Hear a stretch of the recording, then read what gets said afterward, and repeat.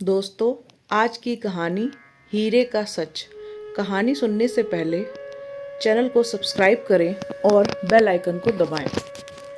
एक बार राजा कृष्ण देव राय दरबार में बैठे मंत्रियों के साथ विचार विमर्श कर रहे थे कि तभी एक व्यक्ति उनके सामने आकर बोला कि महाराज, मेरे साथ न्याय करें। मेरे मालिक ने मुझे धोखा दिया है। इतना सुनते ही महाराज ने उससे पूछा कि तुम कौन हो और तुम्हारे साथ क्या हुआ है।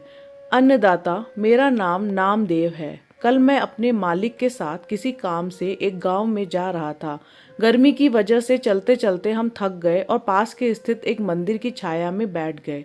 तभी मेरी नज़र एक लाल रंग की थैली पर पड़ी जो कि मंदिर के कोने पर पड़ी हुई थी। मालिक की आज्ञा लेके मैंने वो थाली उठा ली और उसे खोलने पर पता चला कि उसके अंदर बेर के आकार के 2 हीरे हैं।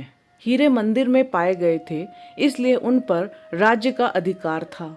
परंतु मेरे मालिक ने मुझसे यह बात किसी को भी ना बताने के लिए कहा और कहा कि हम दोनों इनमें से एक एक हीरा रख लेंगे। मैं अपने मालिक की गुलामी से परेशान था, इसलिए मैं अपना काम करना चाहता था, जिसके कारण मेरे मन में लालच आ गया। हवेली आते ही मालिक ने हीरे देने से साफ इनकार कर दिया। यही कारण है कि मुझे इंसाफ चाहिए। महाराज ने तुरंत कोतवाल को भेजकर नामदेव के मालिक को महल में पेश होने का आदेश दिया। नामदेव के मालिक को जल्द ही राजा के सामने लाया गया। राजा ने उससे हीरो के बारे में पूछा तो वह बोला, महाराज, यह बात सच है कि मंदिर में हीरे मिले थे, लेकिन मैंने वो हीरे नामदेव को देकर उन्हें राजकोष में जमा करने को कहा था। जब वह वापस लौटा तो मैंने उससे राजकोष की रसीद मांगी तो वह आनाकानी करने लगा। मैंने जब उसे धमकाया तो ये आपके पास आकर मनगढ़ंत कहानी सुनाने लगा। अच्छा, तो ये बात है, महाराज ने कुछ सोचते हुए कहा। क्या तुम्हारे पास इस बात का कोई सबूत है कि तुम सच बोल रहे हो? अन्नदाता, अगर आपको मेरी बात पर यकीन नहीं तो आप मेरे दूसरे 3 नौकरों से पूछ सकते हैं। वह उस वक्त वहीं थे। उसके बाद 3 नौकरों को राजा के सामने लाया गया। तीनों ने नामदेव के खिलाफ गवाही दी। महाराज 3 नौकरों और मालिक को वहीं बिठाकर अपने विश्राम कक्ष में चले गए और सेनापति तेनालीराम महामंत्री को भी इस विषय में बात करने के लिए यहाँ बुला लिया।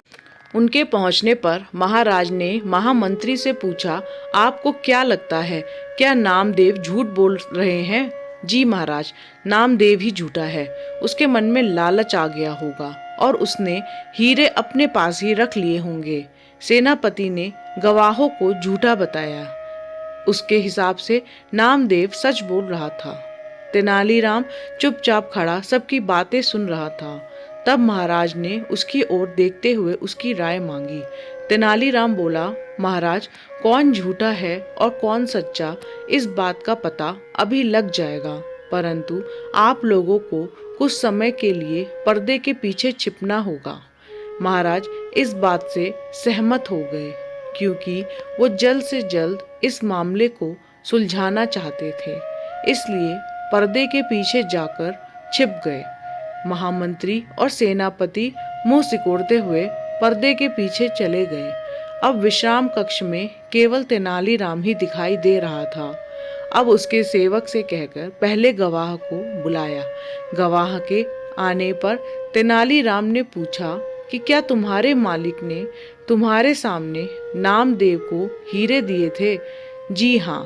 फिर तो तुम्हें हीरे के रंग और आकार भी पता होगा। तेनालीराम ने एक कागज और कलम गवाह के सामने रखते हुए उससे कहा, लो, मुझे इस पर हीरे का चित्र बनाकर दिखाओ।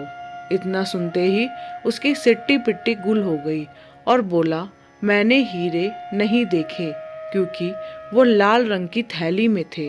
अच्छा, वह चुपचाप वहां जाकर खड़े हो जाओ।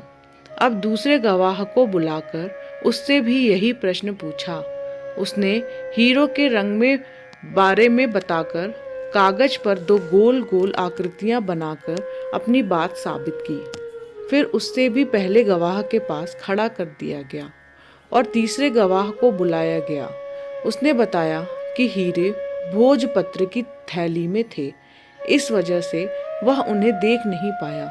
इतना सुनते ही महाराज पर्दे के पीछे से सामने आ गए। महाराज को देखते ही तीनों घबरा गए और समझ गए कि अब सच बोलने में ही उनकी भलाई है।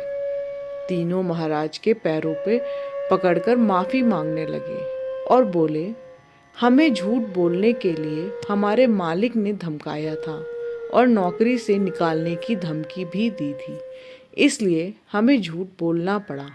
महाराज ने तुरंत मालिक के घर की तलाशी के आदेश दिए।